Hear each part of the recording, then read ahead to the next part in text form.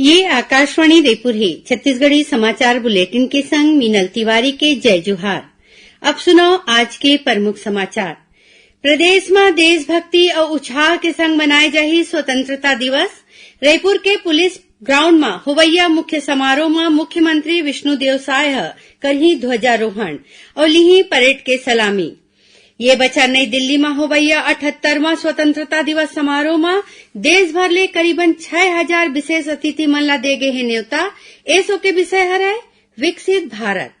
और छत्तीसगढ़ में शुरू हुए ऑपरेशन सिपाही रक्षा सूत्र अभियान में 9 लाख रक्षा सूत्र काली दिल्ली पहुंचीस। ये रक्षा सूत्र में एक चुटकी माटी, एक मौली धागा और एक पाती है शामिल। अब समाचार विस्तार ले। देश भर में काली 78वां स्वतंत्रता दिवस देशभक्ति और उत्साह के संग मनाए जाही। प्रधानमंत्री नरेंद्र मोदी दिल्ली के ऐतिहासिक लाल किला ले राष्ट्र ध्वज फहराही और देश ला संबोधित करही। एति छत्तीसगढ़ में घलो स्वतंत्रता दिवस के मौका में मुख्यमंत्री विष्णुदेव साय रायपुर के पुलिस ग्राउंड में होवैया मुख्य समारोह में ध्वजारोहण करके परेड के सलामी लीही। केंद्रीय राज्य मंत्री तोखन साहू मनेन्द्रगढ़ चिरमिरी भरतपुर जिला मुख्यालय में, उप मुख्यमंत्री अरुण साव बिलासपुर और विजय शर्मा बस्तर में राखे गए समारोह में तिरंगा फहराही। एकर संगे संग विधानसभा अध्यक्ष डॉक्टर रमन सिंह राजनांदगांव, मंत्री रामविचार नेताम सरगुजा, दयालदास बघेल महासमुंद, केदार कश्यप दुर्ग, लखनलाल देवांगन कोरबा, श्याम बिहारी जायसवाल बलौदाबाजार भाटापारा, ओपी चौधरी जांजगीर चांपा, लक्ष्मी राजवाड़े बलरामपुर रामानुजगंज और टंकराम वर्मा सारंगढ़ बिलाईगढ़ जिला मुख्यालय में राखे गए समारोह में झंडा फहरा के परेड के सलामी लीही। ऐसने सांसद, विधायक और आने जनप्रतिनिधि अपन अपन क्षेत्र में राखे गए कार्यक्रम में तिरंगा फहराही। विधानसभा सचिवालय में काली बिहिनिया 8:30 बजे ध्वजारोहण होही। ये मौका में विधानसभा भवन आम नागरिक मन बर बिहिनिया 10 बजे ले संध्या 5 बजे तक खुला रही। स्वतंत्रता दिवस के पूर्व संध्या में राज्यपाल रमेन डेका और मुख्यमंत्री विष्णुदेव साय प्रदेशवासी समेत देश भर के लोगन, सेना के जवान और स्वतंत्रता सेनानी मन ला बधाई और शुभकामना दिन है। राष्ट्रपति द्रौपदी मुर्मू स्वतंत्रता दिवस के पूर्व संध्या में आज संध्या 7 बजे राष्ट्र ला संबोधित करही।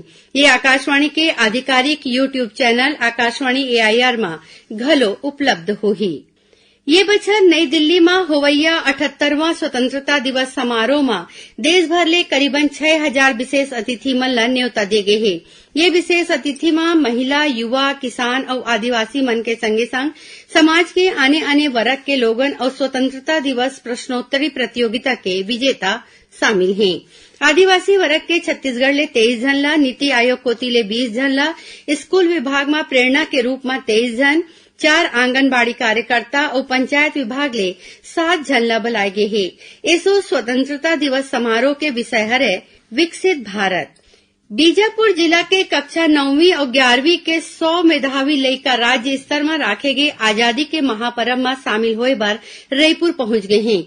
ये विद्यार्थी पाछू 12 और 13 अगस्त के हवाई जहाज ले रायपुर पहुंचीन और काली राज्यपाल, मुख्यमंत्री निवास, पुरखौती मुक्तांगन, मंत्रालय, ऊर्जा पार्क और शॉपिंग मॉल घूमही। बीजापुर कलेक्टर अनुराग पांडे बताइन कि राज्य शासन के प्रयास ले दूर दराज के 24 ठिन बंद स्कूल ला यही सत्र में फेर ले खोले गए है। स्वतंत्रता दिवस ले एक दिन पहले आज प्रदेश के आने आने जिला में स्वतंत्रता दौड़ राखे गईस। एमा बड़ संख्या में लोगन संगरीन। जगदलपुर में स्वतंत्रता तिरंगा दौड़ बस्तर के आराध्य देवी मां दंतेश्वरी मंदिर के आगू ले शुरू होइस, जो आने आने रद्दा ले होवत दंतेश्वरी मंदिर तिरसिरइस। ये तिरंगा दौड़ में पद्मश्री धर्मपाल सैनी, बस्तर सांसद महेश कश्यप समेत पुलिस, अर्धसैनिक बल के जवान शामिल हुईन। छत्तीसगढ़ी समाचार बुलेटिन आप मन आकाशवाणी रायपुर ले सुनत हव। छत्तीसगढ़ के खबर ले है आपके वास्ता और खबर के विश्वसनीयता ले है हमर वास्ता। आकाशवाणी समाचार रायपुर के प्रादेशिक समाचार बुलेटिन के संगे संग हमार समसामयिक कार्यक्रम आप रेडियो के संग अपन मोबाइल में घलो सुन सकत हव। आकाशवाणी समाचार फेसबुक, ट्विटर और यूट्यूब में घलो हावय। हमार फेसबुक पेज हरे Chhattisgarh news on AIR, Twitter handle CGAIR news और हमार यूट्यूब चैनल हरे छत्तीसगढ़ AIR न्यूज। तो अब रेडियो के संगे संग आपके मोबाइल के माध्यम ले हम आप तक पहुंचत हन। छत्तीसगढ़ के हर खबर पर सुनत रहो आकाशवाणी समाचार। अब आगू बढ़बो बाँचे समाचार कोती। छत्तीसगढ़ में शुरू हुए ऑपरेशन सिपाही रक्षा सूत्र अभियान काली दिल्ली पहुंचीस।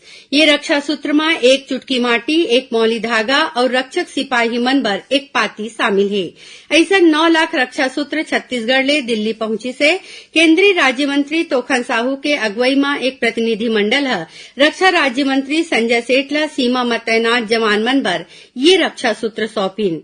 ये अभियान के दिल्ली के सेना मुख्यालय में जोरदार स्वागत करेगी। ये मौका में vice chief of army staff lieutenant general M.V. Suchindra Kumar घलो मौजूद रहीन। ये अभियान ला पूर्व सैनिक संगठन सिपाही और पूर्व सैनिक महासभा छत्तीसगढ़ सरकार के मदद ले चलाए है। रक्षा राज्य मंत्री फोन में राज्य के मुख्यमंत्री विष्णुदेव साय ये अभियान पर बधाई दिन है। केंद्रीय सूचना और प्रसारण मंत्रालय के केंद्रीय संचार ब्यूरो प्रादेशिक कार्यालय रायपुर कोतिले विभाजन विभीषिका दिवस के मौका में आज ले बिलासपुर के चिंगराजपारा के शासकीय स्कूल परिसर में 3 दिवसीय मल्टीमीडिया चित्र प्रदर्शनी लगाए गए है। ये बेरा केंद्रीय संचार ब्यूरो के प्रमुख शैलेश फाय बताइन कि हर बछर 14 अगस्त के विभाजन विभीषिका दिवस मनाए के फैसला भारत सरकार हले है। कार्यक्रम में पहुंचे अतिथि मन कोतिले कक्षा 9वीं ले 100 जिन छात्र मन ला मुफ्त में साइकिल बांटेगी। चित्र प्रदर्शनी के पहले दिन आज रंगोली प्रतियोगिता हुई और कल निबंध और चित्रकला प्रतियोगिता होही। वहीं रायपुर रेलवे स्टेशन में घलो आज विभाजन विभीषिका ला देखात चित्र प्रदर्शनी लगाएगी। मुख्यमंत्री विष्णुदेव साय कल रायपुर के इंडोर स्टेडियम में राखे गए जोहार तिरंगा कार्यक्रम में शामिल हुईन। संस्कृति विभाग कोतिले राखे गए ये कार्यक्रम में देश के मशहूर गायक कैलाश खेर और ओखर टीम देशभक्ति गीत प्रस्तुत करीन। कार्यक्रम में बोलत मुख्यमंत्री हकीहिन कि प्रदेश में 9 तारीख ले तिरंगा सप्ताह मनाए जाते। ये दौरान देश भर समेत प्रदेश में घलो देशभक्ति ले जुड़े कतकुन कार्यक्रम होवत है। ये मौका में मुख्यमंत्री प्रदेशवासी मन ले अपन अपन घर में तिरंगा फहराए के अपील करीन। छत्तीसगढ़ उच्च न्यायालय के मुख्य न्यायाधीश रमेश सिन्हा काली विभुदत्त गुरु और अमितेंद्र किशोर प्रसाद ला उच्च न्यायालय के अतिरिक्त न्यायाधीश के रूप में शपथ दिवाईन। प्रदेश कांग्रेस कमेटी कोतिले देश के आजादी के 77वां वर्षगांठ के पहली आज प्रदेश के जम्मू वार्ड में संविधान यात्रा निकालेगी। प्रदेश कांग्रेस अध्यक्ष दीपक बैज रायपुर में राखे गए संविधान यात्रा में शामिल हुई। ये मौका में आने जिला में घलो कांग्रेस के बड़का नेता और कार्यकर्ता बड़ संख्या में संगरीन। मुख्यमंत्री विष्णुदेव साय और उद्योग मंत्री लखनलाल देवांगन के मौजूदगी में कल छत्तीसगढ़ में भारतीय विदेश व्यापार संस्थान IIFT कोलकाता के निर्यात सुविधा केंद्र और भारतीय उद्यमिता विकास संस्थान अहमदाबाद के प्रशिक्षण केंद्र के स्थापना पर MOU में दस्तखत करीन। IIFT के सुविधा केंद्र के छत्तीसगढ़ में स्थापना होइले प्रदेश ले निर्यात करैया व्यापारी मन ला जानकारी मिलही। संगे संग प्रशिक्षण केंद्र ले यहाँ के युवा मन ला उद्यमिता विकास के प्रशिक्षण दे जाही। राज्य शासन गौरेला पेंड्रा मरवाही जिला के गौरेला नगर पंचायत और पेंड्रा नगर पंचायत ला नगर पालिका परिषद बनाए के संबंध में अधिसूचना जारी कर दे है। राजपत्र में प्रकाशित अधिसूचना के मुताबिक नगर पंचायत गौरेला के सीमा नगर पालिका परिषद गौरेला के सीमा होही। ऐसने नगर पंचायत पेंड्रा के सीमा ही नगर पालिका परिषद के सीमा रही।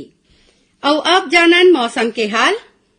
मौसम विभाग अवैया 24 घंटा के दौरान उत्तर छत्तीसगढ़ के 1-2 जगह में गरज चमक संग गाज गिरे के संभावना जताए है। उन्हें प्रदेश के जसपुर, कोरिया, मनेन्द्रगढ़, चिरमिरी, भरतपुर, सूरजपुर, बलरामपुर जिला में कुछ एक जगह में भारी वर्षा हो सकत है। ई बीच जांजगीर चांपा जिला के कापन गांव में गाज गिरेले 1 माइलोगन के मौत हो गए। उन्हें खेत में बुता करत 6 जिन आने माइलोगन बिजली के चपेट में आयले बाँच गए। आखिर में प्रमुख समाचार एक घाव फेर। प्रदेश में देशभक्ति और उत्साह के संग मनाए जाही स्वतंत्रता दिवस। रायपुर के पुलिस ग्राउंड में होवैया मुख्य समारोह में मुख्यमंत्री विष्णुदेव साय करही ध्वजारोहण और लिही परेड के सलामी। ये बछर नई दिल्ली में होवैया 78वां स्वतंत्रता दिवस समारोह में देश भर ले करीबन 6000 विशेष अतिथि मन ला दे गए है न्योता। ऐसो के विषय हरे विकसित भारत। और छत्तीसगढ़ में शुरू हुए ऑपरेशन सिपाही रक्षा सूत्र अभियान में 9 लाख रक्षा सूत्र काली दिल्ली पहुंचीस। ये रक्षा सूत्र में एक चुटकी माटी, एक मौली धागा और एक पाती है शामिल। एकरी संग छत्तीसगढ़ी समाचार बुलेटिन यहीं सिरावत है। जय जोहार।